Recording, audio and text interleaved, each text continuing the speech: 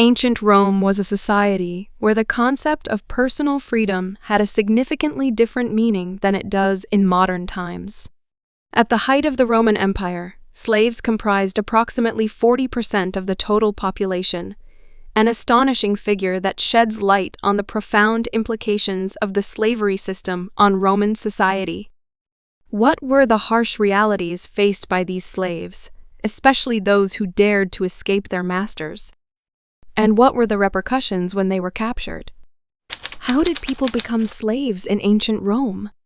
In ancient Rome, there were several primary ways in which people could become enslaved. Here are the most common circumstances. Conquest in war. This was by far the most common way in which people became slaves in the Roman Empire. Rome was a militaristic society that waged many wars and frequently enslaved those they defeated. These newly captured slaves would then be brought back to Rome and sold at public auctions. Birth. Children of slaves, known as runaway, were considered slaves themselves. This fact of life was a harsh reality for countless generations born into servitude, perpetuating the cycle of slavery within the empire. Piracy and kidnapping. Pirates operating in the Mediterranean sometimes captured individuals to sell into slavery. Similarly, kidnapping was another method, albeit less common, of acquiring slaves. Criminal gangs within the empire were known to kidnap both Romans and non-Romans to sell them into slavery. Debt. In earlier periods of Roman history, a free Roman citizen could become a slave or nexus as a result of unpaid debts. The debtor would be obliged to serve their creditor as a slave until the debt was repaid.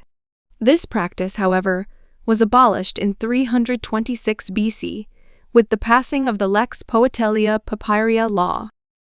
Crime and punishment. Certain crimes could result in a free person being enslaved as a form of punishment. In these cases, the state would sell the person into slavery, with the proceeds usually going to the state treasury. Abandonment.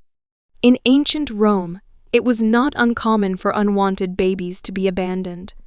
Typically at a dump outside the city or in the countryside, these infants could be collected and raised to become slaves.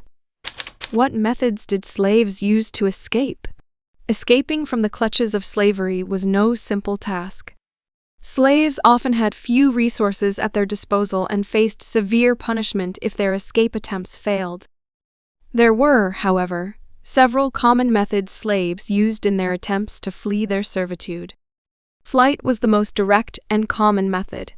Slaves would seize the opportunity when they were unsupervised or exploit gaps in their master's defenses. These instances often involved immense risk, as they required crossing vast, open territories, usually without any substantial provisions. Many slaves tried to blend into the free population, seeking to lose themselves in the urban landscapes of Rome or other large cities. Another common way for slaves to gain their freedom was manumission, which was the act of a master freeing a slave. This could be done for a variety of reasons, such as a reward for loyal service, as part of the master's will, or occasionally slaves could even purchase their freedom if they were allowed to keep some earnings. However, the freedom gained this way was not equal to that of a freeborn Roman, and they were often obliged to provide certain services to their former masters. Alternatively, some underground networks did exist to support escapees. While not as organized as the Underground Railroad of 19th century America, there were informal networks that helped slaves escape their masters. These networks were composed of other slaves, freedmen, and occasionally sympathetic free Romans who provided information, food, shelter, and sometimes transportation. Where did slaves try to escape to? The places Roman slaves sought to escape to varied widely based on their circumstances, such as their location within the empire, their knowledge of the surrounding area, and the opportunities they perceived. Many runaway slaves tried to disappear in the dense populations of Rome and other large cities, hoping to blend in with the free population and avoid detection. Others escaped to more remote, less populated areas, such as the mountains or forests. These environments could offer hiding places and reduced risk of capture, even if they also posed challenges for survival.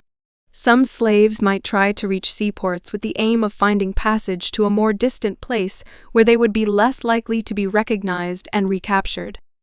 There were instances where runaway slaves formed their own communities in less accessible regions.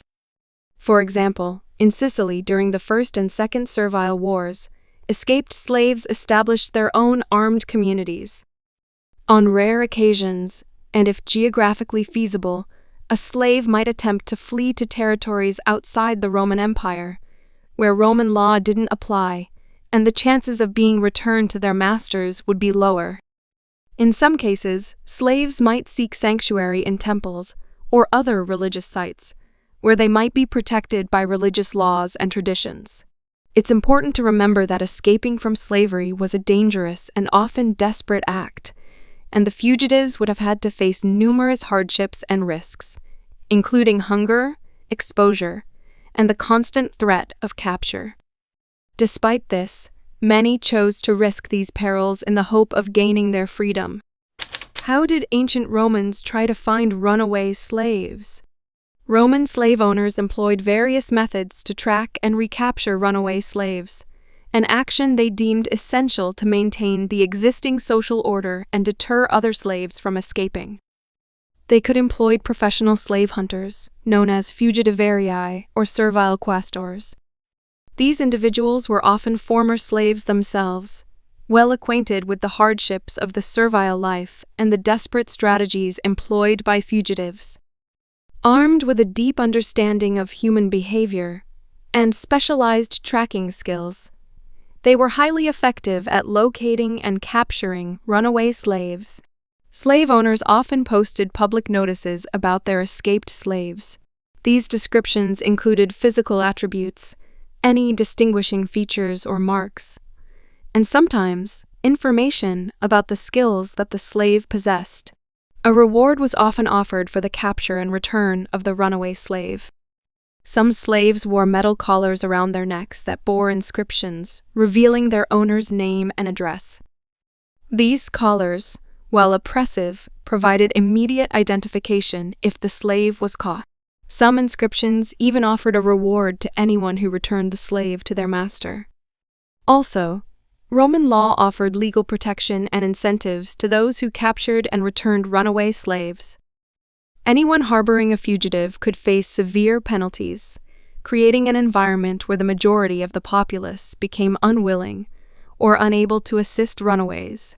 Finally, the local community often became involved in the search for escaped slaves. Neighbors, fellow slaves, or anyone who might have information were questioned. Fear of punishment or the prospect of a reward could lead many to provide valuable information. How were slaves punished if they were recaptured? If captured, runaway slaves in ancient Rome faced severe and brutal repercussions, which served not only as a punishment, but also as a deterrent for other slaves who might contemplate escape. Physical punishment. This was common and could include flogging, whipping, or branding. A common practice was to brand the forehead of the fugitive with the letter for fugitive versus runaway, a permanent and visible mark of their attempt to escape. Ergastulum. This was a Roman private prison specifically for slaves, where they were kept in chains and forced to work. The conditions were extremely harsh, with minimal light and ventilation. It was a form of psychological punishment that aimed to break the spirit of the slave. Increased workloads and degraded roles. Some recaptured slaves were assigned more strenuous work or placed in demeaning roles as a form of punishment. For example, they could be sent to work in the fields or mines, known for their brutal conditions, or in public facilities doing menial tasks. Sale to gladiatorial schools.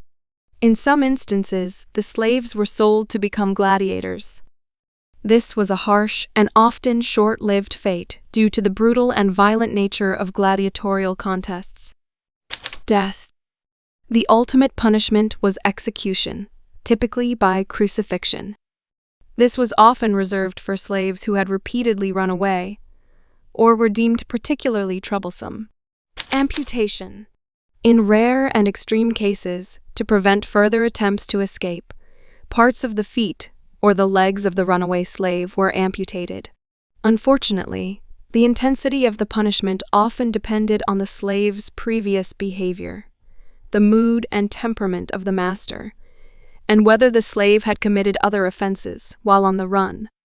Famous escaped slaves from Roman history. Spartacus. Perhaps the most famous runaway slave in Roman history, Spartacus was a Thracian who was sold into slavery and trained at a gladiatorial school in Capua.